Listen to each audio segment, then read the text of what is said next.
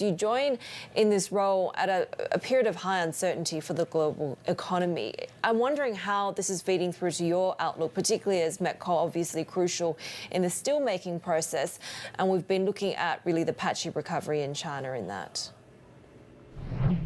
Firstly, thank you for the opportunity. Yes, it is interesting times in the market at the moment. We're seeing headwinds in China. We're also seeing the jitters in the market with what's happening in the US at the moment.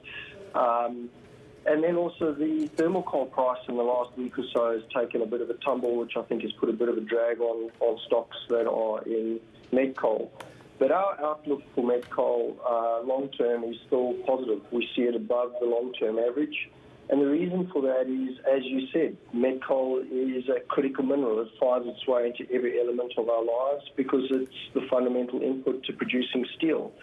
And there's a structural imbalance in supply and demand long-term. We can see that demand is going to outstrip supply.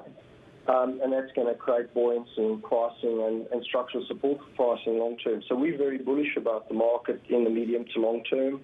It is cyclical. We'll probably see in the next quarter a bit of a down cycle of what you mentioned in China and also with India at the moment. With the monsoon season, they're not taking much product, but in quarter 3, quarter 4, we're expecting pricing to come back a bit. Aside from cyclical factors that we've just talked about, there's also the longer-term energy transition issue, right? You're still bidding on 2 of BHP's met coal mines in Queensland. Is this a good time to be buying those assets given that future uncertainty? Well, for us, we don't see the uncertainty by the energy transition because our product is used to make steel. And steel is an integral part to the transition that is being dreamed about and what the world is aspiring for. And we see the pace at which it's being proposed is actually exacerbating that supply-demand gap, and that should create more buoyancy for met coal's pricing into the future. So we actually see the contrary into the midterm. Yes, there is unfortunately confusion between the 2 materials, one being coal that is for energy and one that's for steel.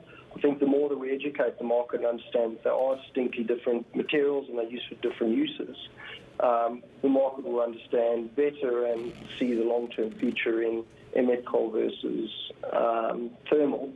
About your questions about BHP's assets that are up for sale, they're good assets, they're in the right jurisdiction, we are interested in them, but we are in a process at the moment, so it wouldn't be prudent to comment about that too much.